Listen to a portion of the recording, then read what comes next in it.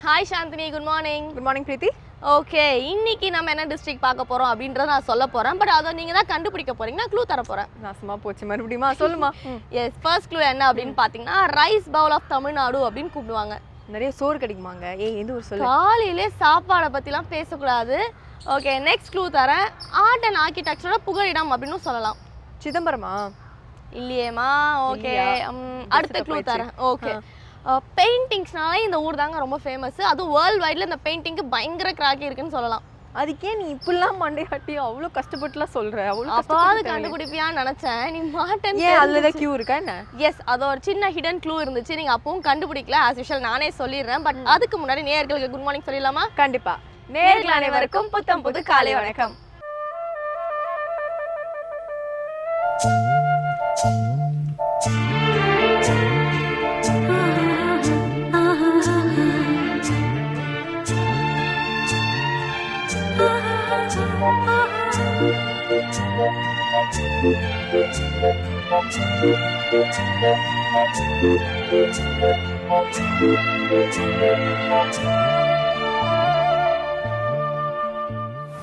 சாந்தினி, நம்ம என்ன டிஸ்ட்ரிக்ட் பார்க்க போறோம் அப்படின்றத நானே சொல்லிடுறேன். நீங்க கண்டிப்பா பிடிக்கல. நம்ம இன்னைக்கு தஞ்சாவூர் பத்தி பார்க்க போறோம். ஓ, அதனால தான் நீ தலைய ஆட்டி தலையாட்டி கண்டுபிடிப்பீங்களோ அப்படின்ற ஒரு அல்ப ஆசையில சொல்லிட்டேன். பலமா தலையாட்டி இருக்கணுமா? என் தலை கண்டி கீழே விழுந்துடணும். அதனால தஞ்சாவூர் பத்தி தான் பார்க்க போறோம். நம்ம தஞ்சாவூரை தாஞ்சூர் அப்படின்னு சொல்லலாம்.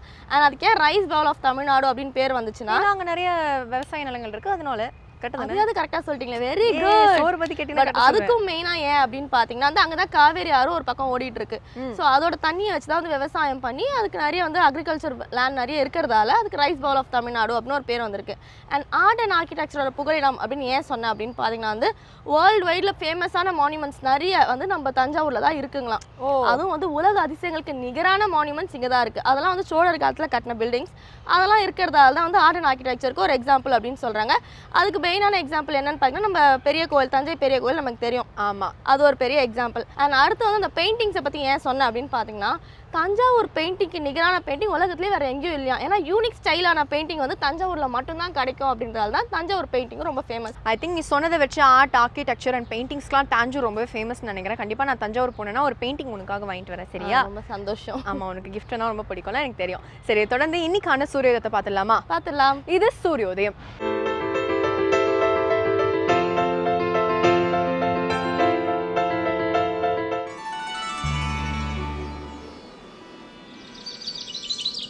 இன்று 25/5/2015 திங்கட்கிழமை, மன்மத வருடம் வைகாசி மாதம் 11ஆம் தேதி. இன்று சூரியோதயம் 5:57. ராகு காலம் காலை 7:30 மணி முதல் 9 மணி வரை. யமகண்டம் காலை 10:30 மணி முதல் 12 மணி வரை. குளிகன் பகல் 1:30 மணி முதல் 3 மணி வரை. திதி பகல் 11:44 வரை சப்தமி, பிறகு அஷ்டமி. மகம் நட்சத்திரம். நல்ல நேரம் என்னும் சுப ஊரைகள் காலை 6 மணி முதல் 7 மணி வரை, 8 மணி முதல் 9 மணி வரை, 11 மணி முதல் 1 மணி வரை, மாலை 3 மணி முதல் 4 மணி வரை. இன்று மகர ராசிக்கு சந்திராஷ்டமம். பிரீத்தி, தஞ்சாவூர்ல வந்து மக்களுக்கு பார்க்கறதுக்கு எவ்வளோ இருந்தாலும் சரி, இந்த ஒரு இடத்துக்கு மட்டும் அவ்வளோ டூரிஸ்ட் வருஷம் வருவாங்களாம். அது என்னன்னு கெஸ் பண்ணி பார்ப்போம். எனக்கே க்ளூவா? ஆமா, உனக்கே க்ளூ பாரு. எஸ், அங்க தஞ்சை பெரிய கோயில். கரெக்டா சொல்லிட்டப்பா. உனக்குள்ள எவ்வளவு ஒரு அறிவு. கரெக்ட். பிரகதீஸ்வரர் கோயிலுக்கு தான் வந்து உலகத்திலேயே வந்து நிறைய டூரிஸ்ட் வராங்க அப்படின்னு கண்டுபிடிச்சிருக்காங்க. அதாவது வந்து கிட்டத்தட்ட 2 லட்சம், சுமார் 2 லட்சம் டூரிஸ்ட் வந்து இந்தியால இருந்து வராங்க. 81,000 டூரிஸ்ட் வந்து ஃபாரின் கண்ட்ரீஸ்ல இருந்து வந்துட்டு இருக்காங்களாம். தாஞ்சூரோட அந்த ஆர்ட் அண்ட் ஆர்க்கிடெக்சர் பார்க்கறதுக்காகவே வராங்க. முக்கியமா அந்த கோயிலோட ஸ்பெஷாலிட்டியும் எல்லாருக்குமே தெரிஞ்சிருக்கும். பெரிய நந்தி, பெரிய சிவன், இந்த மாதிரி சில விஷயங்கள்லாம். ஆனா வந்து இந்த நந்தி வளருது இந்த மாதிரிலாம் சொல்றாங்க. அது மித்தா கூட இருக்கலாம், யாருக்கு தெரியும், பட் தெரியாது. அண்ட் வந்து அந்த வால் வந்து அதோட நிழல் வந்து கீழேயே படாது அப்படின்னு சொல்றாங்க. அண்ட் இன்னொரு மித் நான் படிச்சேன், அதான் ரொம்ப இன்ட்ரெஸ்டிங்கா இருந்தது கேட்கறதுக்கு. அதாவது வந்து ராஜராஜ சோழன் வந்து அந்த கோயிலை வந்து கட்டி முடிச்சோன்னே எல்லாரும் பார்த்து வேந்தாங்களாம். இவ்வளோ பெரிய கல்லை வச்சு எப்படி கோயில் கட்டினீங்க அப்படின்னு ரொம்ப வேந்ததுக்கு அப்புறம் இவரு நினைச்சாரா, சரி இந்த சிற்பி இதே மாதிரி வேற ஏதோ ரெப்ளிகா கோயில் கட்டிட போறாரு அப்படின்னு என்ன பண்ணாராம், அந்த சிற்பியோட கைகளை வெட்டிட்டாராம். ஸோ வெட்டினதுக்கு அப்புறம் வந்துட்டு சிற்பி என்ன பண்ணியிருக்காரு, ரொம்ப விரக்தியாகி அந்த கோயிலோட ஏதோ ஒரு நுழைவாயில் முன்னாடி வந்து தற்கொலை பண்ணிட்டு இருந்திருக்காரு. தற்கொலை பண்ணும்போது அவர் ஒரு சாபம் மாதிரி விட்டுருக்காரு, இந்த கோயில் இனிமேல் எந்த ஒரு அரசன் வந்தாலும் அவனுக்கு ஆட்சி போயிடும் அப்படின்னு சொன்னோன்னா உடனடியாக வந்து ராஜராஜ சோழனுக்கே வந்து ஆட்சி போயிடுச்சு அப்படின்னு சொல்லப்படுது. இது மித்தா கூட இருக்கலாம், பட் இந்த ஸ்டோரி கேட்கறதுக்கு கொஞ்சம் இன்ட்ரெஸ்டிங்காக இருந்தது. பட் ஸ்டில் வந்து சிற்பிக்கு கை போயிடுச்சு அப்படின்னு நினைக்கும் போது கொஞ்சம் கஷ்டமாக இருக்குது. ரொம்பவே கஷ்டமாக இருக்குது. அண்ட் வந்து அது ஒரு மித்தா இருந்தாலும் நம்புறவங்க அதை நம்பிட்டு தான் இருப்பாங்க, நம்ம எதுவுமே பண்ண முடியாது. அண்ட் இன்னொரு விஷயமும் படித்தேன். ஆக்சுவலி வந்து மிகப்பெரிய ஹிஸ்டாரியன் பர்சி ப்ரவுன் அப்படின்ற ஒரு ஹிஸ்டாரியன் வந்து இந்த கோயில், அவர் நிறைய கோயில் இந்த மாதிரி ஆர்ட் அண்ட் ஆர்கிடெக்சர் இது எல்லா இடத்துக்குமே போய் பேசிக்கலி ஒரு ஆர்கியாலஜிஸ்ட் அப்படின்னு கூட சொல்லலாம். ஸோ அவர் வந்து இது எப்படி ரெஃபர் பண்ணியிருக்காரு அப்படின்னா, சவுத் இந்தியாவில் ஒரு பிக்கஸ்ட் ஆர்ட்டோட எவல்யூஷன் இது அடுத்த கட்டமான ஒரு ஆர்ட், ஒரு கலை சிற்பமாக இருக்குது இது ஒரு இந்த இடம் முக்கியமாக சவுத் இந்தியாவில் அப்படின்ற மாதிரி கோட் பண்ணி சொல்லியிருக்காரு. ஓகே, நம்ம தமிழ்நாட்டுக்கு கிடைச்ச ஒரு பெரிய அங்கீகாரம் அப்படின்னு சொல்லலாம் இல்லையா? ஓகே, இதை தொடர்ந்து நம்ம அடுத்து என்ன பார்க்க போகிறோம் அப்படின்னு பார்த்தீங்கன்னா, அபிராமி அந்தாதிலேருந்து ஒரு பாடல் எடுத்து அதுக்கு விளக்கம் தரதுக்காக இலக்கிய மேகம் ஸ்ரீனிவாசன் அவர்கள் வந்திருக்காங்க. பார்த்துடலாமா? கண்டிப்பாக. இது அபிராமி அந்தாதி.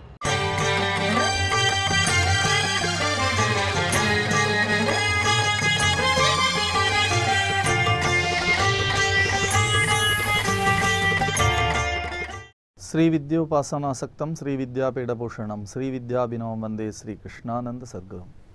அனைவருக்கும் இனிய காலை வணக்கம். வேந்தர் தொலைக்காட்சி மூலமாக அபிராமி அந்தாதியினுடைய அற்புத தமிழ் பாக்களை நாம் சிந்தித்து கொண்டிருக்கிறோம். பாடல் 3 குடும்ப கவலைகளிலிருந்து விடுபட என்கின்ற தலைப்பிலான பாடல்கள். குடும்பம் என்று சொன்னாலே மகிழ்ச்சி இருக்கிறதா என்று கேட்டால் அதை தாண்டி கவலை இருக்கிறது. கவலை என்ற ஒரு விஷயம் இருக்கிறதே, அது ரொம்ப கடுமையான நச்சு பாம்பு. ஒரு முறை குமுதம் ஆசிரியர் எஸ்ஏபி அவர்கள் தங்களுடைய மகள் திருமணம் முடிந்த பிறகு எப்படி இருக்கிறாய் என்று கேட்டு ஒரு கடிதம் எழுதுகிறார். அதற்கு அந்த மகள் திரும்ப தந்தைக்கு ஒரு கடிதம் எழுதுகிறார். நான் வந்து சேர்ந்திருக்கக்கூடிய புதிய குடும்பத்திலே இவர்கள் இப்படி இருக்கிறார்கள், இவர்கள் இன்ன குணத்திலே இருக்கிறார்கள், எனக்கு இவற்றையெல்லாம் பார்க்கிற பொழுது கவலை அளிப்பதாக இருக்கிறது. ஆகையினாலே எனக்கு ஒரு சரியான ஆறுதலை, ஒரு நன்மையை அளிக்குமாறு கடிதம் எழுதுங்கள். தன்னுடைய தந்தையின் நினைவாக குமுதத்திலே ஒரு முறை அந்த கடிதத்தை வெளியிட்டிருக்கிறார்கள்.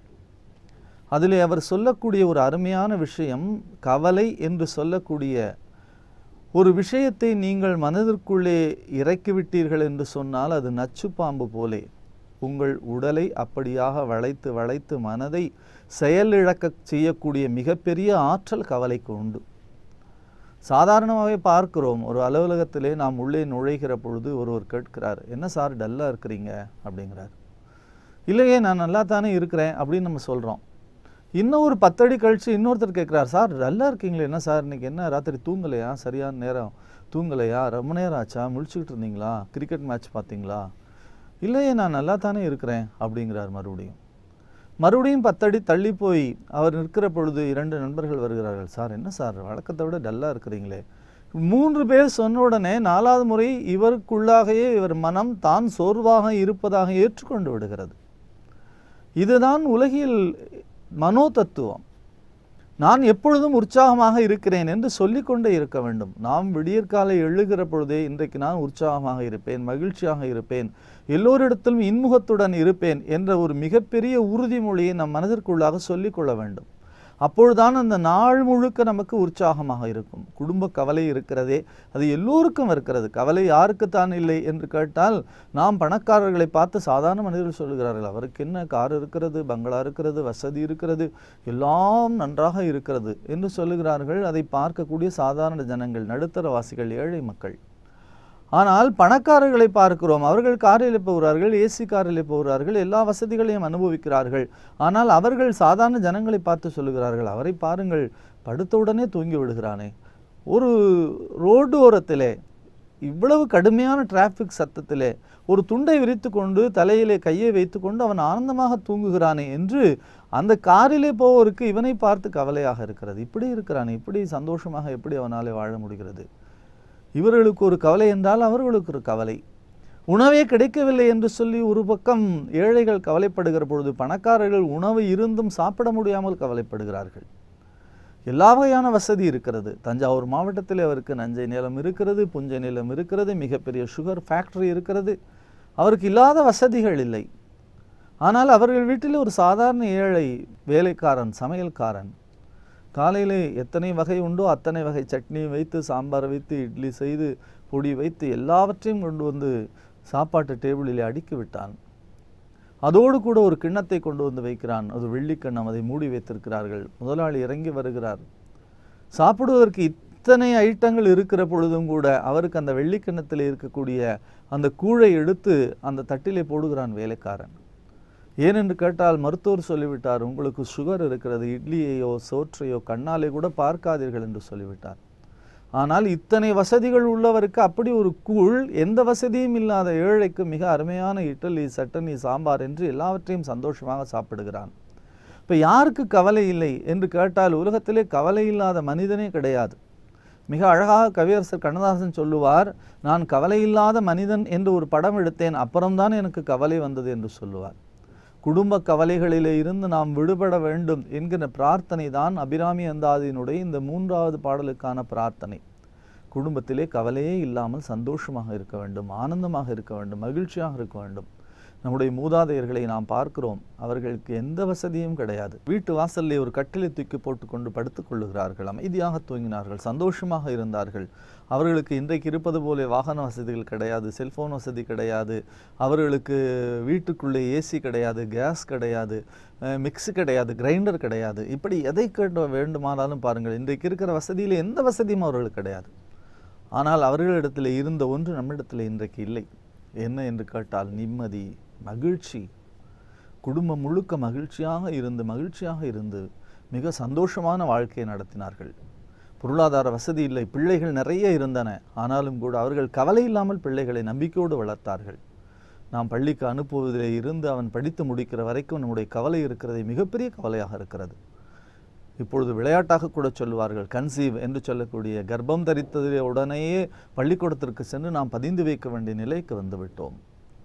குடும்ப கவலை இல்லாமல் சந்தோஷமாக வாழ வேண்டும் என்று சொன்னால் இந்த அபிராமி அந்தாதியினுடைய அற்புதமான 3வது பாடல், அறிந்தேன் எவரும் அறியாமறையை அறிந்து கொண்டு செறிந்தேன் உனது திருவடிக்கே திருவே வெறிவி பிரிந்தேன் நின் அன்பர் பெருமை எண்ணாத கரும நெஞ்சால் மறிந்தே விழு நரகுக்கு உறவாய மனிதரையே.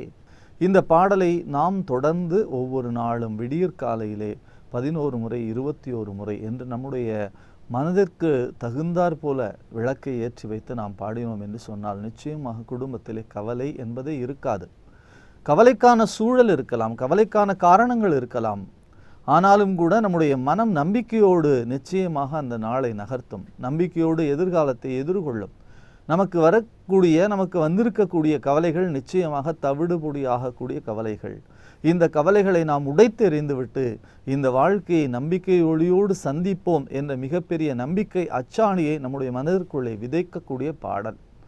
இதை திரும்ப திரும்ப சொல்லுவதன் மூலமாக நமக்கு வாழ்க்கையிலே மிகப்பெரிய இன்பம், மகிழ்ச்சி ஏற்படுகிறது. அந்த மகிழ்ச்சியைத்தான் நாம் வேண்டுகிறோம். பராசக்தி இடத்துல என்ன வேண்டுகிறோம்? எப்பொழுதும் மகிழ்ச்சியாக இருக்க வேண்டும் என்று வேண்டுகிறோம். கவலை என்று சொன்னால் நமக்கு இருப்பது கவலை இல்லை. மகாகவி பாரதியினுடைய வாழ்க்கையை நாம் புரட்டி பார்க்கிறோம். அவன் வீட்டிலே சாப்பிடுவதற்கான உணவு கிடையாது. அவன் ஒரு இடத்திலே இருக்க முடியாது. தமிழ்நாட்டிலே இருந்து பாண்டிச்சேரிக்கும் புதுச்சேரியிலிருந்து தமிழ்நாட்டிற்குமாக விரட்டி அடிக்கப்படுகிறான். குடும்பத்திலே எந்த அமைதியான சூழ்நிலையும் கிடையாது. அவனை எப்பொழுதும் உளவு பார்த்து கொண்டே இருக்கிறார்கள். அவன் நடத்தக்கூடிய பத்திரிகைக்கு சிக்கல் வந்து கொண்டே இருக்கிறது. அவன் எப்படி கவிதை எழுதியிருக்க வேண்டும், சோகத்தோடும் தாபத்தோடும் எப்படி வாழப்போகிறோம் என்று சொல்லக்கூடிய ஒரு புலம்பலாக ஒரு கவிதையை அவன் நிச்சயமாக நமக்கு தந்திருக்க வேண்டும். ஆனால் அவன் அப்படி தரவில்லை. எப்படி தந்தான்? நான் மகிழ்ச்சியாக, ஆனந்தமாக, இன்பமாக, இனிமையாக இருக்கிறேன் என்று சொல்லுவதற்கான ஒரு மிகப்பெரிய விதையை நமக்கு தந்துவிட்டான். எத்தனை கோடி இன்பம் வைத்தாய் இறைவா என்று பாடினானே, அவன் மனதிற்குள்ளாக எவ்வளவு பெரிய நம்பிக்கை ஒளி இருக்க வேண்டும். பாரதியின் வாழ்க்கைக்கும் அவனுடைய கவிதைக்கும் நாம் எடுத்துக்கொள்ளக்கூடிய மிகப்பெரிய விஷயம் அதுதான். நாம் ஒரு சிறிய கவலையை எடுத்துக்கொண்டால் கூட அப்படியே புரண்டு படுத்துக்கொண்டு போர்வையை போர்த்தி கொண்டு எப்படி வெளியே வரப்போகிறோம் என்ற ஒரு மிகப்பெரிய சிக்கலோடு நாம் வாழ்க்கையை பயந்து போய் பார்க்கிறோம். ஆனால் பயத்தோடைய வாழ்க்கை, சிக்கலோடைய வாழ்க்கை, வாழ்க்கையினுடைய ஒவ்வொரு கணமும் அவனை துரத்தி கொண்டு இருக்கிற பொழுது உறுதியாக நின்று சொன்னான், எத்தனை கோடி இன்பம் வைத்தாய் இறைவா என் இறைவா என்று கேட்டான் என்று சொன்னால் பாரதியினுடைய மனதிற்குள்ளே பராசக்தி குடிகொண்டிருந்தாள்.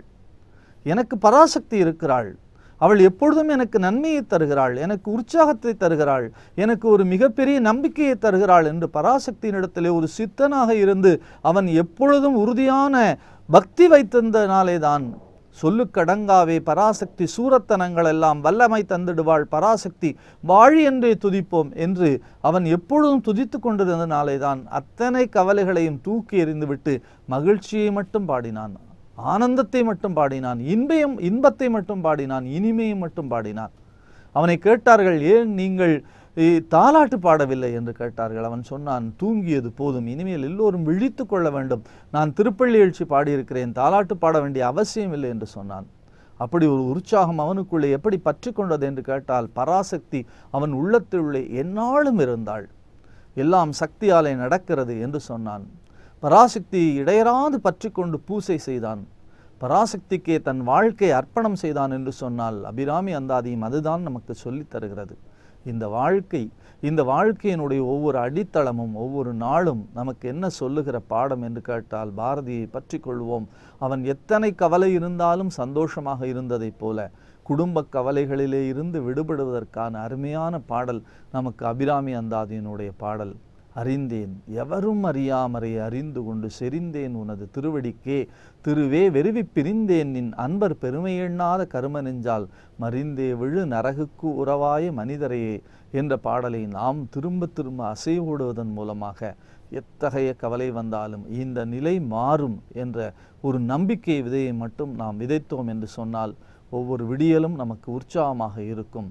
அப்படிப்பட்ட உற்சாகத்தை தொடர்ந்து நம்முடைய வாழ்க்கையிலே நாம் பின்பற்றுவதற்காக வேந்தர் தொலைக்காட்சியோடு இணைந்திருங்கள். தொடர்ந்து சந்திப்போம், சிந்திப்போம். அண்ட் சாந்தி, நம்ம நெக்ஸ்ட் என்ன பார்க்குறோம் அப்படின்னு பார்த்தீங்கன்னா வந்து சரஸ்வதி மஹால் லைப்ரரி. இந்த லைப்ரரி எங்கே இருக்குது அப்படின்னு பார்த்தீங்கன்னா சரஸ்வதி மஹால் உள்ளதாக இருக்குது. அண்ட் இது வந்து 30,000 கிட்ட இந்தியன் அண்ட் யூரோப்பியன் மேனுஸ்கிரிப்ட்ஸ்லாம் இருக்குது. அது எதில் பதிச்சிருக்காங்க அப்படின்னு பார்த்தீங்கன்னா பாதி வந்து பேப்பரில் இருக்குது, மீதி வந்து ஓலைச்சுவடியில் எழுதி வச்சிருக்காங்க. அதுலேயும் 80% வந்து சான்ஸ்கிரிட்டில் எழுதி வச்சிருக்காங்க. அண்ட் தமிழ் ஒர்க்ஸ்லாம் எதில் இருக்குது அப்படின்னு பார்த்தீங்கன்னா வந்து மெடிசனல் வேல்யூ குறித்து எழுதியிருக்காங்க. இந்த நோய்க்கு இந்த மருந்துகள் யூஸ் பண்ணலாம் அப்படின்னு சொல்லி மெடிசனல் வேல்யூஸ் அதை எழுதியிருக்காங்க. அண்ட் நெக்ஸ்ட் நம்ம என்ன பார்க்குறோம் அப்படின்னு பார்த்தீங்கன்னா சிவகங்கா பார்க். இந்த பார்க் எங்கே இருக்குது பார்த்தீங்கன்னா வந்து பிரகதீஸ்வரர் கோயில் கிட்ட தான் இருக்கு. இது வந்து ராஜா வந்து அவர் வாழ்ந்தப்போ அவருக்காக கட்டின பார்க் இது. ஆனா அவர் இறந்தக்கு அப்புறம் வந்து அது பப்ளிக்காக வந்து முனிசிபல் வந்து கிரியேட் பண்ணிட்டாங்க. இப்போ அந்த பார்க்ல வந்து பிளான்ட்ஸ், அனிமல்ஸ் அப்படிலாம் வர வச்சு அது ஒரு சின்ன ஜூ மாதிரி இந்த சிட்டிக்குள்ளே மெயின்டைன் பண்ணிட்டு இருக்காங்களாம். ஐ திங்க் வந்து ஒரு பார்க்கை வந்து ராஜாக்காக கட்டியிருக்காங்க போது அந்த ராஜா எவ்வளோ லக்ஸரியஸாக வாழ்ந்திருப்பாரு, ரொம்பவே பணக்காரராக இருந்திருப்பாரு. அண்ட் வந்து இப்போ கவர்மெண்ட் அது ரொம்ப கன்சர்வேஷன், ப்ரிசர்வேஷன் இந்த மாதிரி யூஸ் பண்ணுங்கிறதுக்காக நிறைய ஸ்பீஷிஸ் ஆஃப் அனிமல்ஸ், பேர்ட்ஸ்லாம் வந்து ப்ரிசர்வ் பண்ணி ஒரு ஜூவாக மாற்றிருக்காங்க. உண்மையிலே இது ஒரு பெஸ்ட்டான டூரிஸ்ட் ஸ்பாட் தான் நினைக்கிறேன். சரி, தொடர்ந்து doctor Kamala Selvaraj test tube babies பற்றி பேசுறதுக்காக காத்துட்டு இருக்காங்க. அவங்க என்ன சொல்றாங்க அப்படின்னு பார்த்துடலாம். இது தாயின் மடியில்.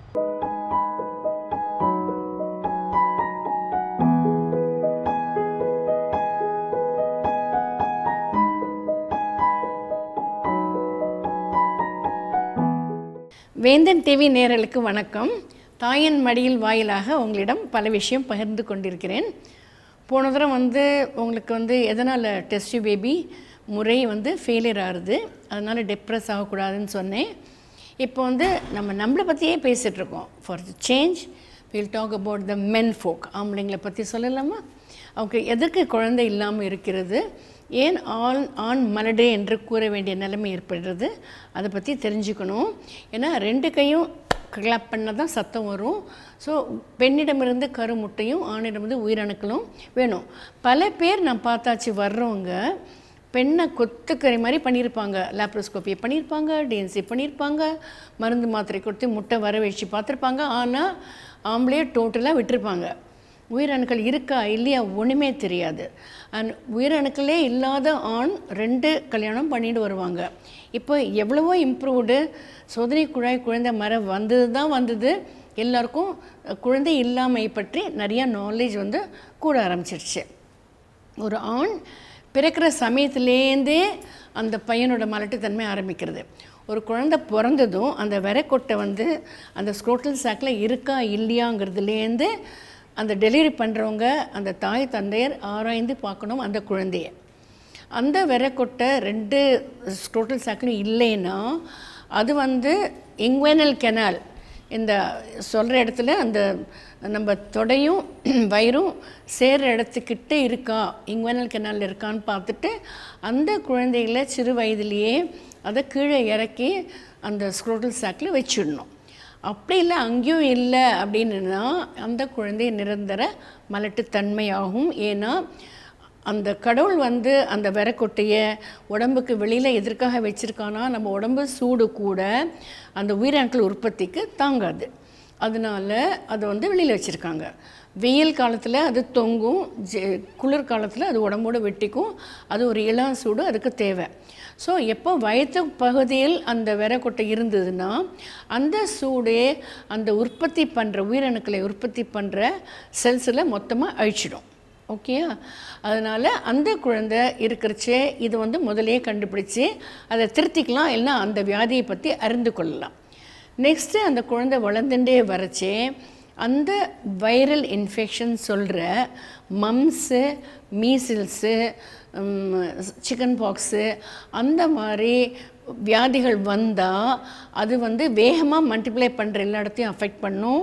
அப்போ ஸ்ட்ரெயிட்டாக அது வந்து விரக்கொட்டையில் டெஸ்டிஸை போய் அஃபெக்ட் பண்ணும். அப்போது வந்து அந்த குழந்தைக்கு நிரந்தர மலட்டுத்தன்மையை வரத்துக்கோ அல்லது உயிரணுக்கள் குறைவான அளவோடு பிறப்பதற்கோ உயிரணுக்களின் அசைவுகள் குறைவாக இருக்கிறதுக்கோ வாய்ப்பு நிறையா ஜாஸ்தியாக கூடுறது. அதே மாதிரி அந்த விரக்கொட்டையில் அடிபட்டாலோ இரத்த கசிவு ஏற்பட்டாலோ ஆக்சிடெண்ட் எதான ஆனாலோ ஆப்ரேஷன்ஸ் எதான பண்ண வேண்டிய நிலைமை உண்டானோ அடிபட்டாலும் அந்த உற்பத்தி வந்து பாதிக்கப்படுகிறது. அதனால் எப்பொழுதுமே ஒரு ஆம்பளை குழந்தை வந்து விரக்கொட்டையில் அடிப்படாமல் பார்த்துக்கணும். இந்த வைரல் இன்ஃபெக்ஷன்ஸ்லாம் வராமல் தடுத்துக்கணும். வந்தால் உடனே அதுக்கு ட்ரீட்மெண்ட் எடுத்துக்கணும். சில ஆண்கள் வந்து சுய இன்பம், அதாவது மாஸ்டர்பேஷனுங்கிற பழக்கத்துக்கு அடிமையாயிடுவாங்க. அந்த மாதிரி ஆறும்போது அவங்களுக்கு இன சேர்க்கை சாதாரணமாக வரது கிடையாது. அதனால் அவங்களுக்கு லேக் ஆஃப் இரெக்ஷன் இல்லைனா இஜாக்குலேஷன் அதெல்லாம் வராது. அது வந்து செக்ஷுவல் டிஸ்ஃபங்க்ஷன் சொல்லுவோம். இதுக்கு ட்ரீட்மெண்ட் பண்ணலாம். அப்புறம் அதே மாதிரி ஸ்பைனல் கார்டு இன்ஜுரி, முதுகு நரம்பில் வந்து பாதிப்பு ஏற்பட்டால் அவங்களுக்கு வந்து சாதாரணமாக எரெக்ஷனே வராது. அப்போ எலக்ட்ரோ ஸ்டிமுலேஷன் சொல்லிட்டு பண்ணி அந்த செமனை கலெக்ட் பண்ணி இன்ட்ராயூட்ரைன் இன்செமினேஷன் மூலம் அந்த பெண் அல்லது சோதனை குழாய் குழந்தை மூலம் அந்த பெண் வந்து குழந்தை பெற்றுக்க முடியும். அதே மாதிரி ஒரு மான் வந்து மணமாகும்போது பெண்ணுக்கு மாதவிடாய் வருதா, அவள் சரியாக நடக்கிறாளா, ஒன்றரைக்கண்ணான்னு பார்க்குற மாதிரி ஒரு ஆணுக்கும் உயிரணுக்கள் இருக்கா அப்படின்னு தெரிஞ்சுப்பது ரொம்ப அவசியம். அந்த உயிரணுக்கள் வந்து எண்ணிக்கை எப்படி இருக்குது, அசைவுகள் சரியாக இருக்கிறதா. ஏன்னா நம்ம ரன்னிங் ரேஸ் மாதிரி 100 பேர் ஓடினா ஒருத்தர் வின் பண்ணுவாங்க.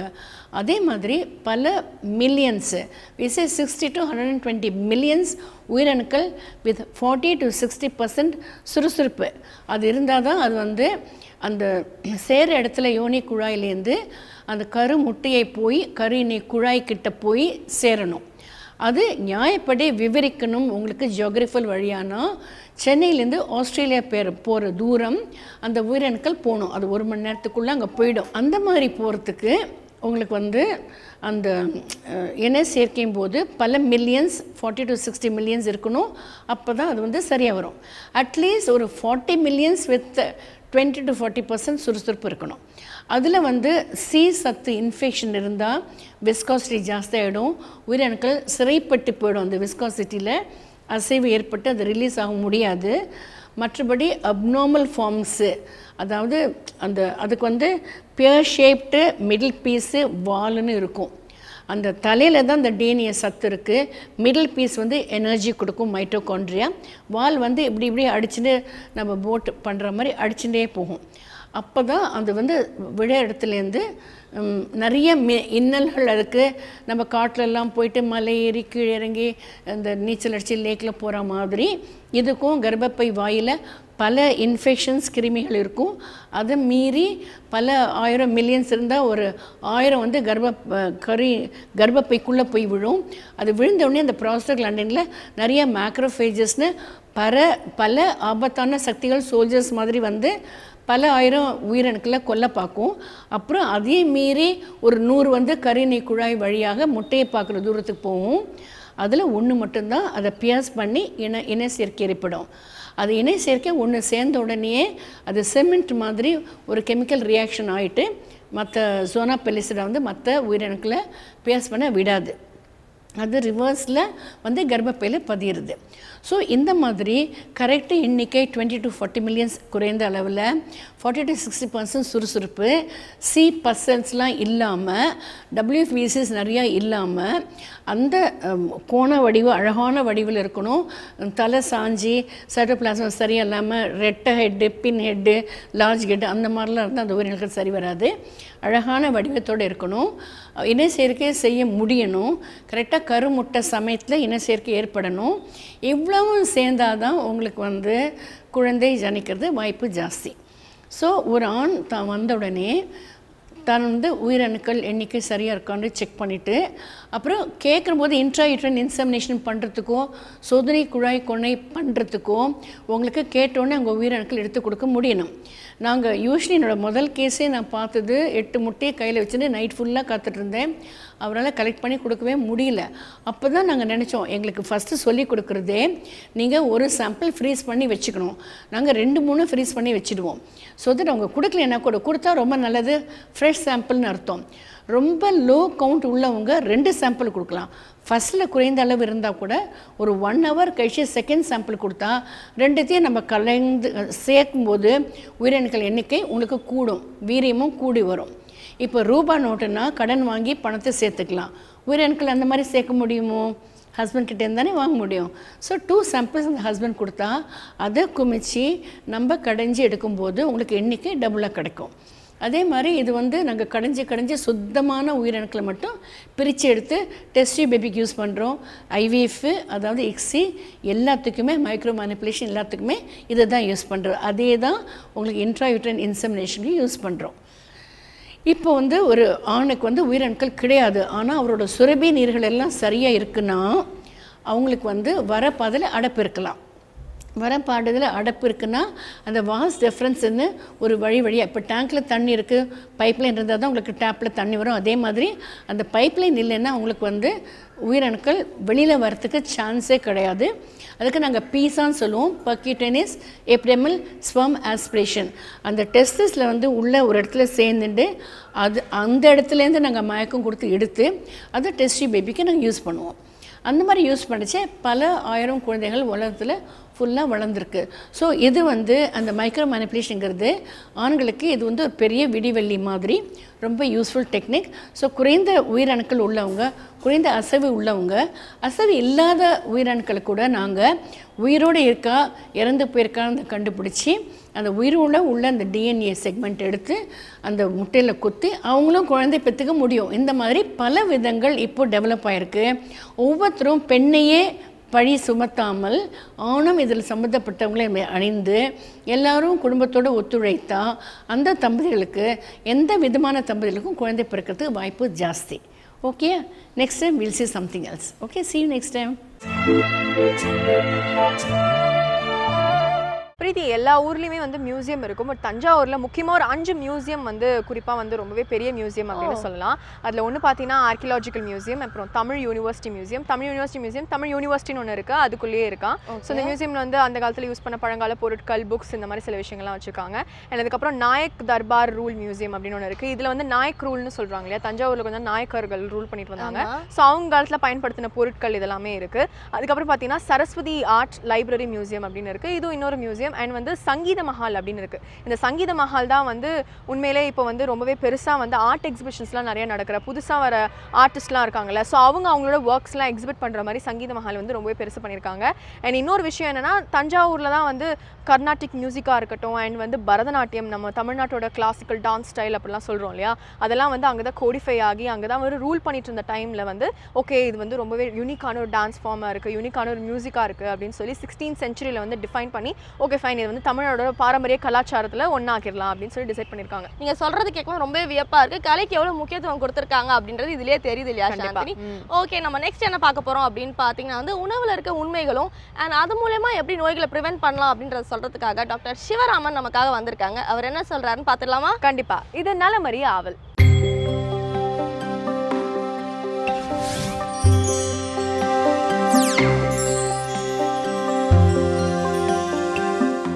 வேந்தர் தொலைக்காட்சி நேயர்களுக்கு காலை வணக்கங்கள்.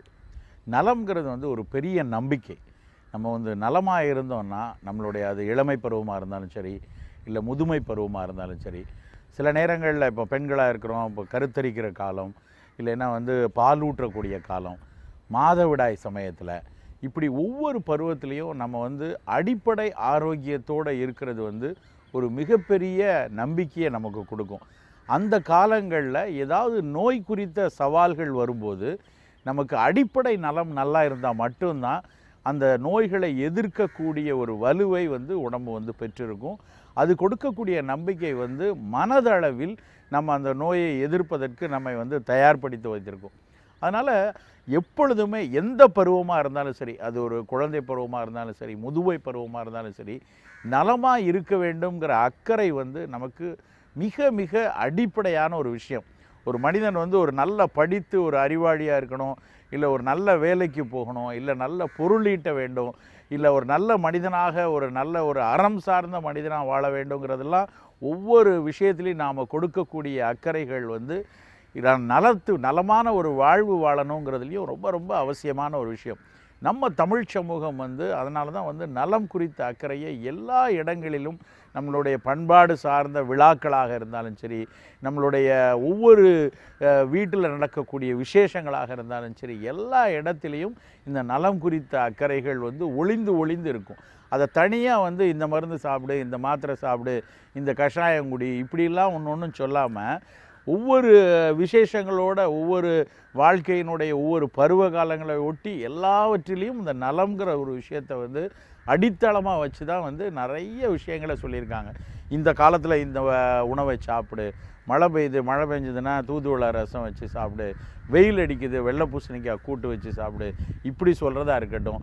நீ எந்த இடத்துல இருக்கிற, நீ மலைப்பாங்கான பகுதியில் இருக்கியா, அப்போ நீ இந்த மாதிரியான உணவை சாப்பிடு, இல்லை கடலோர பகுதியில் வசிக்கிறியா, அப்போ நீ இந்த மாதிரி உணவை சாப்பிடுன்னு பருவ காலத்தை ஒட்டி, நிலத்தை ஒட்டி, இப்படி ஒவ்வொரு வகையிலையும் வந்து நம்மளுடைய தமிழ் சமூகம் நிறைய உணவு குறித்த திட்டமிடுதலை சொல்லியிருக்கு. நலவாழ்வு குறித்த புரிதலை ரொம்ப ரொம்ப விசாலமாக பேசியிருக்கிறது.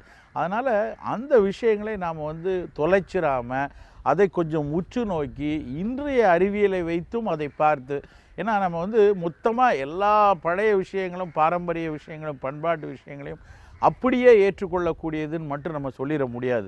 ஏன்னா காலத்தை ஒட்டி காலத்தினுடைய பல்வேறு மாற்றங்களில் அந்த நேரத்தில் கிடைச்ச சமூக அழுத்தங்கள்னால சில தவறான விஷயங்கள் கூட பழமையில் இருக்கலாம்.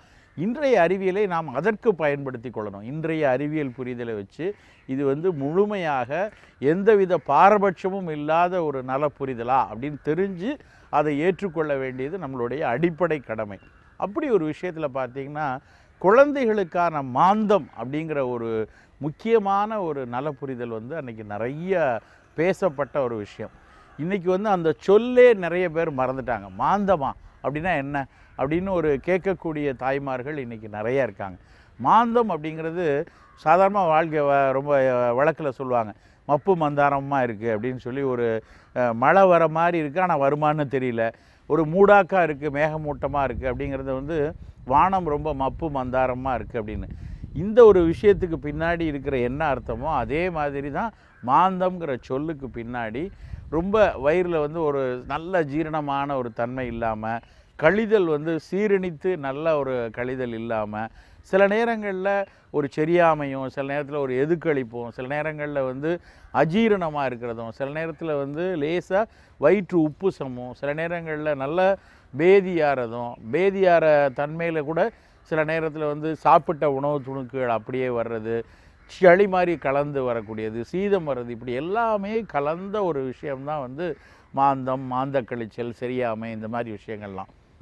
அது குறிப்பாக குழந்தைகளாக இருக்கும்போது இந்த மாதிரி மாந்தம் இருக்கிறத கொஞ்சம் உன்னிப்பாக நம்ம கவனிக்கணும். இப்போ நிறைய பேர் என்ன நினைக்கிறாங்கன்னா, அது ஒரு லேசாக கழிச்சதுன்னா உடனே அந்த நேரத்தில் போய் ஒரு அந்த பேதியை நிறுத்ததுக்குரிய ஒரு மருந்தை கொடுக்குறது, இல்லை அப்படின்னா ரொம்ப குழந்தை ரொம்ப கேஸ் அதிகமாக போகிற மாதிரி, இல்லை வயிறு உப்புற மாதிரி இருக்குன்னா அந்த நேரத்தில் அந்த வாயுவை வெளியேற்றக்கூடிய உடனடியாக ஒரு சிரப் எடுத்து கொடுத்தோன்னா அந்த நேரத்தில் வாயு போயிடும்.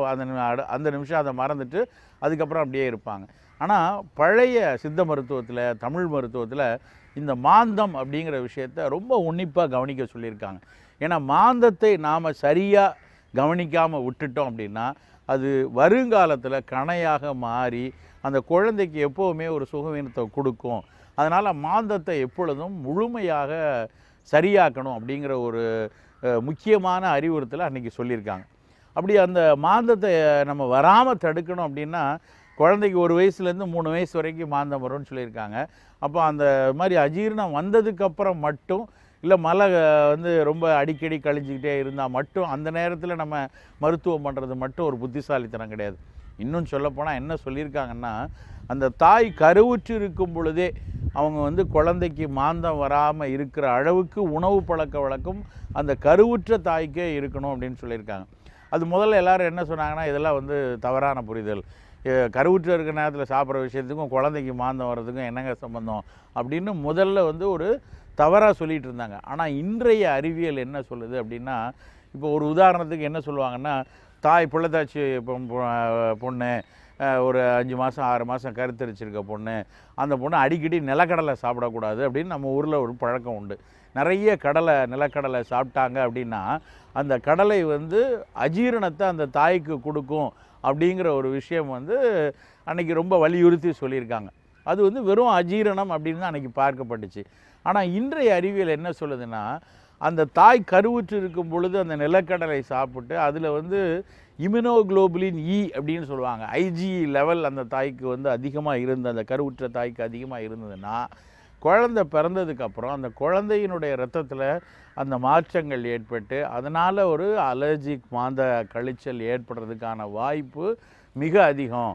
அதனால் அந்த சோயா நிலக்கடலை இந்த மாதிரி விஷயங்களையெல்லாம் கருவுற்ற தாய் வந்து தவிர்த்திடலாமே அப்படிங்கிற ஒரு புரிதல் இன்றைய அறிவியல் சொல்ல ஆரம்பிச்சிருச்சு. அப்போ யோசிச்சு பார்த்தீங்கன்னா ஒரு பழைய அன்றைய புரிதலுக்கும் இன்றைய அறிவியலுக்கும் எவ்வளவோ ஒற்றுமை இருக்குது.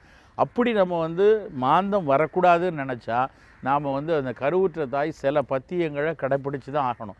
நம்ம என்ன வேணாலும் சாப்பிட்லாம், விருப்பப்பட்ட மாதிரி சாப்பிடலாம், இதில் என்ன இருக்குது அப்படின்னு நிறைய இன்றைய மகளிர் பேச ஆரம்பிச்சிருக்காங்க. அது தவறான விஷயம். ஒரு கருத்தரிச்சிருக்கிற ஒரு பெண் வந்து நிலக்கடலை நிறைய எடுக்கக்கூடாது, சோயா நிறைய எடுக்கக்கூடாது, எண்ணெய் பலகாரங்கள் நிறைய எடுக்கக்கூடாது. அப்புறம் பொதுவாக வந்து ஒரு அப்பப்போ சமைத்த உணவை மட்டும்தான் சாப்பிடணும். வச்சிருந்து அடுத்த நாள் சாப்பிட்றது, குறிப்பாக புலால் உணவுகளை வந்து ஃப்ரிட்ஜில் வச்சுட்டு ஃப்ரீஸில் வச்சுட்டு அதுக்கப்புறம் அடிக்கடி சூடு பண்ணி சாப்பிட்றது, இதெல்லாம் வந்து ஒரு சரியான விஷயம் இல்லை. இதை நம்ம முதல்ல எடுத்துக்கொள்ளணும். சரி, குழந்தைக்கு மாந்தம் இருக்குது, ரொம்ப வந்து வயிறு உப்புசமாக இருக்குது, இல்லை வந்து கழிச்சல் இருக்குது அப்படின்னா நிறைய வகைகளை அன்னைக்கு பார்த்துருக்காங்க. அந்த மலத்தினுடைய மனம் ரொம்ப புளிப்பாக இருந்ததுன்னா கூட அதையும் வந்து ஒரு குறிப்பிட்ட வகையான மாந்தமாக சொல்கிறாங்க. சுழி மாந்தம்னு ஒரு வகை சொல்லுவாங்க. அள்ளு மாந்தம்னா இறைப்பு மாதிரி தெரியும். அது வந்து ஒரு ஆஸ்மா கிடையாது. அந்த குழந்தையினுடைய விலா எலும்பு பகுதியினுடைய சதைகள் லேசாக உள்வாங்கிற ஒரு தன்மையை பார்க்கலாம். அது அள்ளு மாந்தம் அப்படின்னு சொல்லுவாங்க. அந்த அள்ளு மாந்தம் இருக்க குழந்தைங்க வருங்காலத்தில் வந்து அது ஒரு ஆஸ்மாட்டிக் சைல்டாக வர்றதுக்கான வாய்ப்புகள் இருக்குமோ அப்படின்னு சொல்லி இன்றைக்கு சொல்கிறாங்க. அது மாதிரி நிறைய போர் மாந்தம்னு ஒரு கருத்து இருக்குது. அந்த மாதிரி குழந்தையினுடைய அந்த குறிகுணங்களை வச்சு இது என்னென்ன மாதிரியான மாந்தம் அப்படின்னு வந்து சொல்லியிருக்காங்க. எந்த மாந்தமாக இருந்தாலும் சரி, என்ன மாதிரியான உணவு கொடுக்கலாம், என்ன மாதிரியான மருத்துவம் எப்பொழுது அவசியம் அப்படிங்கிற புரிதலும் நமக்கு இருக்கணும். எல்லாத்துக்கும் வந்து ஒரு கார்பனேட்டிவ் சிரப் கொடுக்குறதோ, எல்லாருக்கும் வந்து எல்லா நோய்க்கும் வந்து ஒரு ஆன்டிடயரியல் சிரப் மட்டும் கொடுக்குறதோ ஒரு புத்திசாலித்தனமான ஒரு விஷயம் இல்லை. அப்போ என்ன மாதிரியான உணவு கொடுக்கணும்னு பார்த்தோன்னா, அந்த குழந்தை 1.25 வயசாக இருந்ததுன்னா தாய்ப்பால் கொடுத்து கொண்டு இருக்கும்போது அதை நிறுத்தக்கூடாது. இன்றைக்கி ஒரு குழப்பம் என்ன வருது அப்படின்னா, பாலே அலர்ஜியாக இருக்குமோ அப்படின்னு சொல்லி ஒரு பேச்சு இருக்குது. அது வந்து ஒரு லாக்டிக் ஆசிட் இன்டாலரன்ஸ் அப்படின்னு சொல்லுவாங்க. பெரும்பாலும் வந்து நம்ம பாக்கெட் பால்லையோ இல்லை மாட்டுப்பாலில் வரும்போது வேணால் அந்த பாலினுடைய ஒவ்வாமை அந்த குழந்தைக்கு இருக்கும். அதை தவிர தாய்ப்பாலுக்கு ஒவ்வாமை வர்றதுங்கிறது ரொம்ப ரொம்ப அபூர்வமான விஷயம். அதனால் பால் வேண்டாம் அப்படின்னோடனே தாய்ப்பாலையும் சேர்த்து நிறுத்துறது தவறான ஒரு விஷயம். பாக்கெட் பாலையோ இந்த பாலையோ வந்து நம்ம நிறுத்தலாம். தாய்ப்பாலை கொடுத்து கொண்டே இருக்கணும். அதுலேயும் என்ன முக்கியமாக என்ன சொல்லுவாங்கன்னா, உத்தாமணி நெய் அப்படின்னு சொல்லி ஒன்று வீட்டிலே ப்ரிப்பேர் பண்ணுவாங்க. உத்தாமணி என்ன அப்படின்னா, உத்தாமணிங்கிறதுக்கு வந்து வேலிப்பருத்தி அப்படின்னு இன்னொரு பேர் உண்டு. சாதாரணமாக வேலி பகுதியில் இருக்கக்கூடிய ஒரு தாவரம் தான். ஆனால் அதுக்கு ஏன் உத்தாமணின்னு பேர் வச்சாங்கன்னா, அது உத்தமம்னா ரொம்ப உயர்ந்த, மிக உயர்ந்த தாவரங்கிறதுனால தான் அதுக்கு அந்த உத்தாமணின்னு பேர் வச்சதே. குழந்தைகளுக்கு மிக மிக இந்த மாந்த கழிச்சலுக்கும் மாந்தத்துக்கும் முதல் மருந்தாக சித்த மருத்துவத்தில், மூலிகை மருத்துவங்களில் சொன்னது வந்து அந்த உத்தாமணி. அந்த உத்தாமணி சாறை வந்து நல்லெண்ணெயில் போட்டு காய்ச்சி அந்த எண்ணெயை வந்து உத்தாமணி நெய் அப்படின்னு அன்றைக்கி சொல்லியிருக்காங்க. அந்த எண்ணெயை தாயினுடைய முளை காம்பில் தடவி அப்போ அதை வச்சு பால் குடிக்க வைப்பாங்க. இப்போ நம்ம ட்ராப்பரில் ஒரு எண்ணெயை கொடுத்தா கூட அது மூக்கில் ஏறிற குழந்தை வந்து ஒரு கசப்பான மருந்துன்னா படக்குன்னு திமுறும். அது முழுங்காமல் போச்சுன்னா அதுக்கு மூக்கில் ஏறிடும், வேறு பிரச்சனை வரலாம். ஆனால் தாயினுடைய தாய்ப்பால் கொடுக்கும் பொழுது அதனுடைய காம்பிலேயே தடவி வச்சுட்டு அதுக்கப்புறம் குழந்தைய பால் கொடுக்க ஆரம்பித்தாங்க அப்படின்னா அந்த மருந்து வேகமாக அந்த பாலோடு தாய்ப்பாலோடு சேர்ந்து அந்த குழந்தைக்கு போயிடும். இந்த பழக்கம் அன்றைக்கு இருந்துச்சு. இது மாதிரி நிறைய சின்ன சின்ன இது சேய் நெய்ன்னு ஒன்று கொடுப்பாங்க. குழந்தை பிறந்த உடனே சேய் நெய்ன்னு சொல்லி ஒன்று கொடுப்பாங்க. அதுவும் இந்த மாதிரி மாந்தம் வந்து குழந்தைக்கு வந்து ஒரு வயதுக்கு மேலே வந்துடக்கூடாது அப்படின்னு சொல்கிறதுக்காக கொடுக்கறது, அதை கொடுப்பாங்க. நிறைய கிராமப்புறங்களில் அந்த காலத்தில் போர்மாந்த கட்டைனே ஒன்று வச்சுருப்பாங்க. இன்றைக்கி அந்த கட்டை என்னதுன்னே தெரியல. அந்த போர்மாந்த கட்டை வந்து அதை வந்து இழைச்சி அந்த மருந்தை வந்து கொடுக்கக்கூடிய ஒரு பழக்கம் இருக்கிறதா நிறைய தமிழ் நூல்களில் சொல்லியிருக்காங்க. இந்த மாதிரியான சின்ன சின்ன பழக்க வழக்கங்களை உத்தாமணி வேலிப்பருத்தி மாதிரி, போர்மாந்த கட்டை மாதிரி, அதே மாதிரி அந்த காலத்தில் குழந்தைங்க விளையாடுறதுக்கு கூட மரப்பாச்சி பொம்மைன்னு வச்சுருப்பாங்க. அந்த மரப்பாச்சி பொம்மை வந்து வேங்கை மரப்பட்டையில் தான் செய்வாங்க. இந்த மரத்துக்கு வந்து தோற்புத்தன்மை இருக்கும், அது மாந்தம் வராமல் தடுக்கும். இப்படி நம் வாழ்வியலோடு ஒட்டிய மருத்துவ குணமுடைய பழக்க வழக்கங்களை நாம் வந்து தொலைக்கிடக்கூடாது, மீட்டெடுக்கணும். இதை வந்து நம்மளுடைய தாத்தா பாட்டியில் முன்னோர்கள்ட்ட கேட்டால் இதை செய்யலாம் அதை செய்யலான்னு சொல்லுவாங்க. ஒவ்வொன்றுக்கும் நாம் வந்து அறிவியல் புலம் தேடி இதை பற்றிலாம் எங்கள் டாக்டர் சொல்லலையே, இந்த அறிவியல் பூர்வமாக இது என்னென்னு தெரியலன்னு பயந்துக்கிட்டு இருக்காமல் கொஞ்சம் அந்த பழக்க வழக்கம் நெடுநாளாக இருக்கக்கூடிய ஒரு விஷயமாக இருந்தால் அதை பயன்படுத்துவதில் தவறே இல்லை. மாந்தத்தை நாம் அந்த மாதிரி தடுக்காமல் போயிட்டோம்னா குழந்தையினுடைய நோய் எதிர்ப்பாற்றல் குறைஞ்சு பின்னால் காசநோய் அப்படின்னு சொல்லக்கூடிய இளங்காசம்னு சொல்லக்கூடிய கணச்சூடு வரலாம். இன்றைக்கு இன்னொரு ஆட்டிசம்னு சொல்லி ரொம்ப கவனச்சிதறல் நோயின்னு குழந்தைகளுக்கு வரக்கூடிய பல நோய்களுக்கு இந்த மாந்தம் ஒரு காரணமாக இருக்குது. இல்லை அந்த ஆட்டிசத்தினுடைய கூடவே வரக்கூடிய ஒரு நோயாக மாந்தம் இருக்கிறதெல்லாம் இன்றைய அறிவியல் சொல்லிகிட்டே வருது. இதை பற்றிய புரிதல் இருந்து கொண்டு அதை வந்து எப்படி முழுமையாக தீர்ப்பது, வரக்கூடிய நோய்களை தடுப்பதுங்கிற ஒரு விஷயம் ஒவ்வொரு மனிதருக்கும் மிக மிக அவசியமான ஒரு விஷயம். சாந்தினி, ஆர்ட் அண்ட் ஆர்கிடெக்சருக்கு தஞ்சாவூர் ரொம்ப ஃபேமஸ் சொன்னால் அதுக்கு எடுத்துக்காட்டுற மாதிரி ஒரு சூப்பரான எக்ஸாம்பிளோட வந்திருக்கு. அது என்ன அப்படின்னு பார்த்தீங்கன்னா ராஜராஜ சோழனோட ஆர்ட் கேலரி பற்றி நம்ம பேச போகிறோம். ராஜராஜ சோழனுக்கே ஆர்ட் கேலரியா? சரி, ஓகே, சொல்லு. எஸ், அவரோட ஆர்ட் கேலரி எங்கே இருக்குது அப்படின்னு பார்த்தீங்கன்னா அவரோட பேலஸ் உள்ள தான் இருக்குது. 9th to 12th centuryல இருந்த நிறைய ஐடியல்ஸ் எல்லாமே அங்கே கலெக்ட் பண்ணி வச்சுருக்காங்க. அதுவும் வந்து தஞ்சாவூரில் இருக்க வித்தியாசமான வேறு கோயில்களில் இருக்க சிலைகள் எல்லாம் எடுத்துகிட்டு வந்து இந்த மியூசியமில் வச்சுருக்காங்களாம். அண்ட் ராஜராஜனுக்குன்னு ஒரு மணிமண்டபம் இருக்குது. அதுதான் வந்து தஞ்சாவூர்லேயே ஃபேமஸான டூரிஸ்ட் ஸ்பாட் அப்படின்னு சொல்லலாம். அதை எப்போ கட்டினாங்க அப்படின்னு பார்த்தீங்கன்னா தஞ்சாவூர் தமிழ் கான்ஃபரன்ஸ் வந்து 1991 நடந்திருக்கு. ஸோ அப்போ தான் வந்து அந்த மணிமண்டபத்தை கட்டியிருக்காங்களாம். ஐ திங்க் வந்து நம்ம தஞ்சாவூர் தலையாட்டி பொம்மைக்கு அப்புறம் ஒரு இம்பார்ட்டன்ட் மெம்பர் வந்து தஞ்சாவூரில் அப்படின்னு பார்த்தீங்கன்னா அது நம்ம ராஜராஜ சோழன் அவர்கள் தான். ஸோ அவர் நிறைய ஆர்ட் அண்ட் ஆர்கிடெக்சருக்கு நிறையா கொடுத்துருக்காரு. அரசாட்சி மட்டும் இல்லாமல் இதுலேயும் அவரோட பங்கு பெருசாகவே இருந்தது அப்படின்னு சொல்லணும். சரி, இதை தொடர்ந்து 12 ராசிகளுக்கான பலன்களை சொல்ல வராரு யதார்த்த ஜோதிடர் ஷெல்வி. பார்த்துடலாம். இது யோகம் நல்ல யோகம்.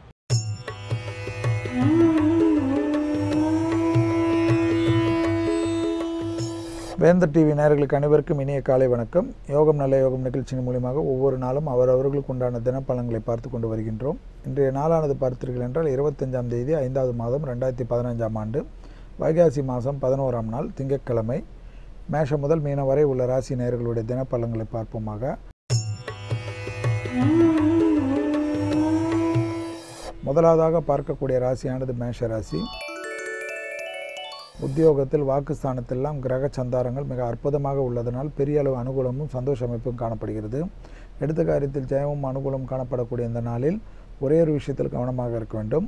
பிள்ளைகளுடைய சிறிய விஷயத்தில் கூட கோபப்படுவதோ, பிள்ளைகளிடம் மூர்க்கமாக நடந்து கொள்வதோ, பிள்ளைகளிடம் கோபதாபங்களை காட்டுவதோ மட்டும் கூடாது என்பதை மேஷராசிக்காரர்கள் உணர்ந்து கொள்ள வேண்டும். வெளிவட்டாரத்தில், உத்தியோகத்தில், தொழில் அமைப்பில் தொலைதூர பயணங்களில் எல்லாம் சந்தோஷமும், தெய்வ பயணங்களில் மிகப்பெரிய அனுகூலமும் காணப்படக்கூடிய நல்ல நாளை சரியாக முறையாக பயன்படுத்திக் கொள்வது உங்களுடைய சாமர்த்தியத்தை பொறுத்தது.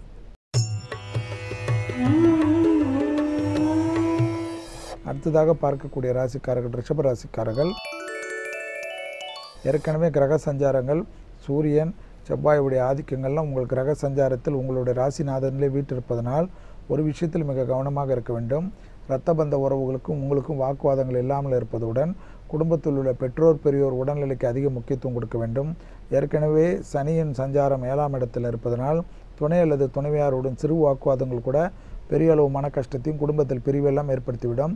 அதே சனியுடைய அமைப்பில் இன்று செவ்வாயும் சூரியனும் சமசப்தமத்தில் இருப்பதனால் வீரியம் அதிகம் இருப்பதனால் குடும்பத்தில் மட்டும் தேவையில்லாத குழப்பங்கள் இல்லாமல் பார்த்து கொண்டாலே ரிஷபராசிக்காரர்களுக்கு ஒரு குறையும் காணப்படாது.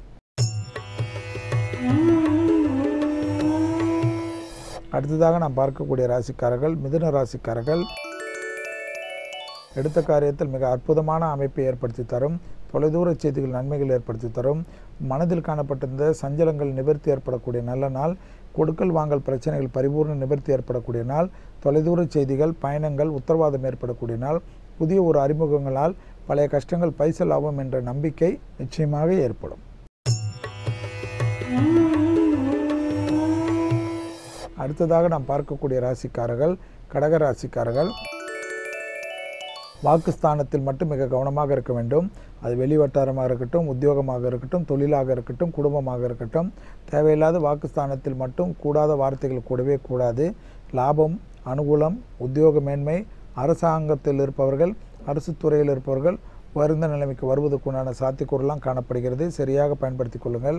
எல்லாம் அனுகூலத்தை ஏற்படுத்தி தரக்கூடிய கிரக சஞ்சாரங்கள் காணப்பட்டாலும் உங்களுடைய உஷ்ணாதிக்க கோபத்தினால் மட்டும் யாரையும் பகைத்து கொள்ளாமல் இருப்பது நன்மை தரும். கண்டிப்பாக அசிடிட்டி போன்ற வயிற்று உபத்திரம் உள்ள கடகராசிக்காரர்கள் சிறிது மருத்துவ ஆலோசனை எடுத்துக்கொள்வது நலம் தரும். அடுத்ததாக நாம் பார்க்கக்கூடிய ராசிக்காரர்கள் சிம்ம ராசிக்காரர்கள்.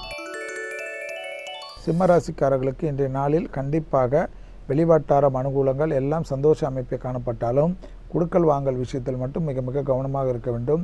வீண் அவப்பேர், வீண் மனசஞ்சலங்கள், மீன் பிரச்சனைகள்லாம் ஏற்படும். ஏற்கனவே வாங்கியிருந்த கடன் அட்டைகளை பயன்படுத்தி வாங்கியிருந்த அமைப்புக்கு நம்மால் பணத்தை செலுத்த முடியாத நாள், அதனால் பாதிப்புகள், அதனால் மன சங்கடங்கள்லாம் ஏற்படுவதற்கு இன்றைய நாளில் திடீரென்று வந்துவிடலாம். எல்லாவற்றிலும் நீங்கள் அவாய்ட் செய்யாமல் எவ்வளோ பிற பிரச்சனையாக இருந்தாலும் நீங்கள் முன்னின்று பேசினீர்கள் என்றால் அந்த பிரச்சனைகளுடைய வீரியம் நிச்சயமாக குறையும். யாரிடத்தில் கோபப்படக்கூடிய நாளாக இன்றைய நாள் காணப்படவில்லை. ஏனென்றால் மனம் ஒருநிலை இல்லாமதனால் தேவையில்லாத கோபங்கள் ஏற்படக்கூடிய அமைப்பாக காணப்படுகிறது. இந்த விஷயத்தில் மிக மிக கவனமாக இருந்தால் போதும். மற்றபடி உங்களுடைய ராசிக்கு 2ஆம் இடத்தில் சர்ப்பங்கள் இருப்பதனால் ஆக்ரோஷப்படுவதோ கோபப்படுவதோ தேவையில்லாத சிக்கலை ஏற்படுத்தி விடலாம். கண்டிப்பாக அவசியமில்லாத இரவு நேர பயணத்தை அறவே தவிர்த்து கொள்வதும், திடீரென்று புதிய தொலைதூர பயணங்களுக்கு சந்தோஷமாக செல்வதெல்லாம் தவிர்த்து விட்டு சிறிது அவசியமில்லாததை தவிர்த்து கொள்வது நன்மை தரும்.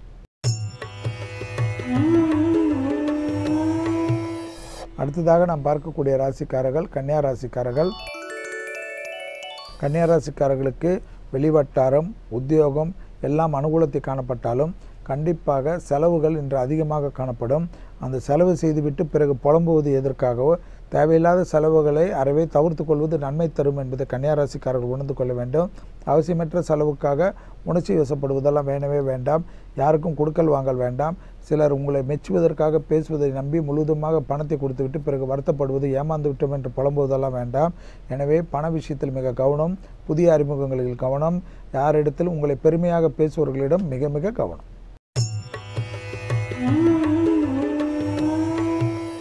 அடுத்ததாக நாம் பார்க்கக்கூடிய ராசிக்காரர்கள் துலா ராசிக்காரர்கள். துலா ராசிக்காரர்களுக்கு லாபத்தின் அளவு இன்று அதிகரித்துள்ளதனால் மனதிற்கு இஷ்டமான ஒரு பொருள் சேர்க்கை ஏற்படும். தொலைதூர செய்திகள் நன்மைகள் ஏற்படும். உத்தியோகத்தில் மேன்மை ஏற்படும். எதிர்பார்க்காத இடத்திலிருந்து நல்ல செய்தி வரும். உங்களுடைய பணிக்கு சிறந்த பாராட்டு கிடைக்கும். மேலதிகாரிகளுக்கு உங்களுக்கு இருந்த இடைவெளிகள் குறைக்கும்.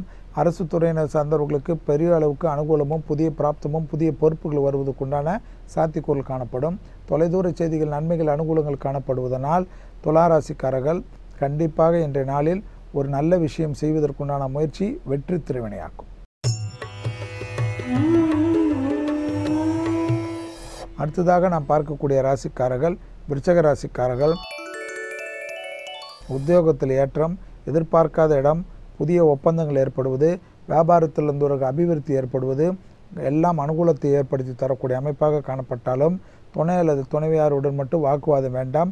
அந்த ஒரு விஷயத்தில் மிக கவனமாக இருக்க வேண்டும். சாதாரண விஷயத்திற்கெல்லாம் கோபப்படுவது, கடும் சொற்களை பேசுவதெல்லாம் பெரும் அபகீர்த்தி ஏற்பட்டுவிடும். எதிர்பார்க்காத இடத்திலிருந்து நல்ல செய்தி வருவதற்குண்டான சாத்தியக்கூறல் காணப்படுகிறது. உத்தியோகத்தில் இடமாற்றம் வந்தால் ஏற்றுக்கொள்ளுங்கள். உத்தியோகத்தில் பதவி உயர்வு வந்தாலும் தள்ளி எனக்கு வேண்டாம் என்று சொல்லி செய்வது பெருமளவு சிக்கல்களை ஏற்படுத்தலாம்.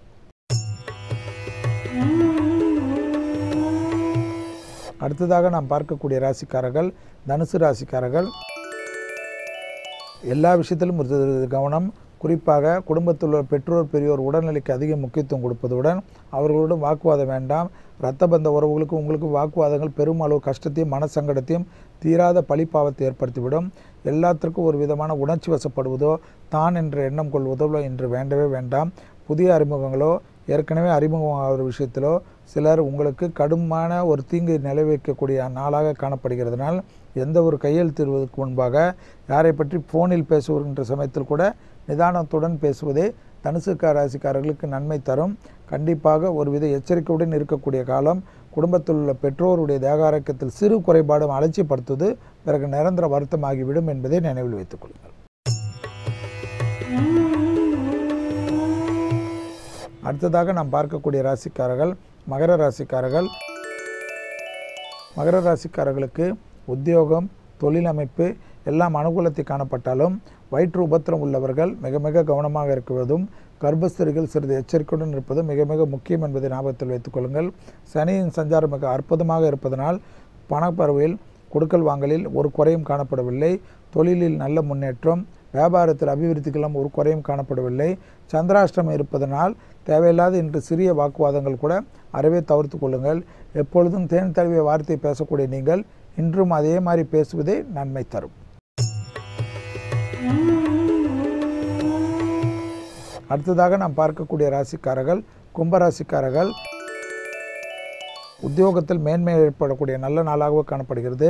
வியாபாரத்தில் அபிவிருத்திகள், எடுத்த காரியத்தில் ஜெயமெல்லாம் காணப்பட்டாலும் பெற்றோர்களுக்கும் உங்கள் துணைக்கும் தேவையில்லாத உங்களால் மனசங்கடங்கள் ஏற்படலாம். அவர்கள் விஷயத்தில் மட்டும் இவ்வளோ கோபமோ இவ்வளோ வன்மமோ கொள்வது எந்த விதத்தில் நியாயம் என்பதை யோசித்துக் கொள்ளுங்கள். வெளிவட்டாரத்தில் இருக்கின்றவர்களுக்கெல்லாம் அனுசரிக்கின்ற நீங்கள் குடும்பத்தில் உள்ளவர்கள் மட்டும் தேவையில்லாத நீங்கள் செய்த பழிப்பாவத்தை கூட அவர்கள் மீது திணிப்பது எந்த விதத்தில் நியாயம் என்பதை யோசித்து கொள்ள வேண்டும். எனவே உத்தியோகம், தொழில் அமைப்பு, வியாபார அமைப்பெல்லாம் அனுகூலங்கள் காணப்பட்டாலும் குடும்பத்தில் தென்றல் வீசுகின்ற மாதிரி உங்களுடைய பேச்சு இருக்க வேண்டும்.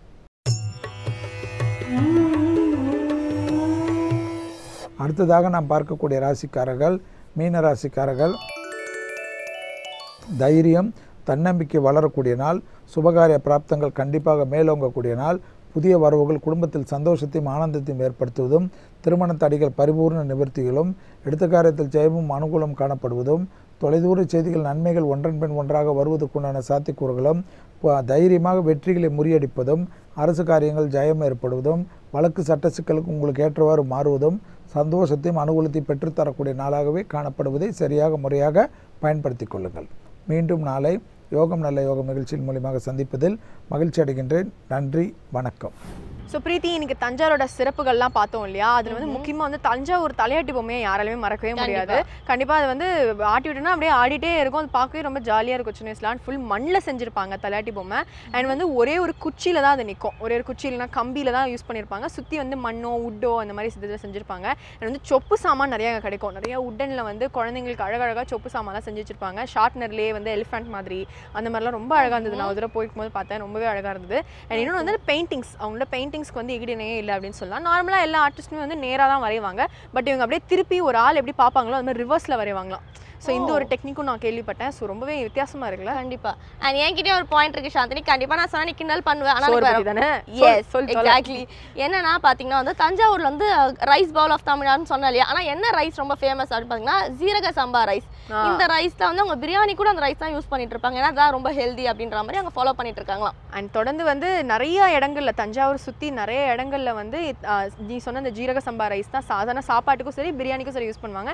அது நிறைய உடம்புக்கு நல்லது, விட்டமின்ஸ் மினரல்ஸ்லாம் நிறைய இருக்கு போல இருக்கு. ஓகே, நம்மளும் சாப்பிட்டு உடம்பே தேத்தலாம். ஏற்றலாம். ஓகே, நம்ம ஏற்கனவே ஒல்லியாக இருக்கோம், ஸோ தேத்திடும். கண்டிப்பா. ஓகே, இதே மாதிரி நாளைக்கும் நாங்கள் வேற ஒரு டிஸ்ட்ரிக்டோடவும் அங்கே இருக்க டூரிஸ்ட் ஸ்பாட்டை பற்றியும் பேசுறதுக்காக நாங்கள் 2 பேர் வரோம். Until then, it's Tada and Bye from Preeti and Shantini Madhivanan from the entire team of Putham Pudu Kalai. Bye. Bye.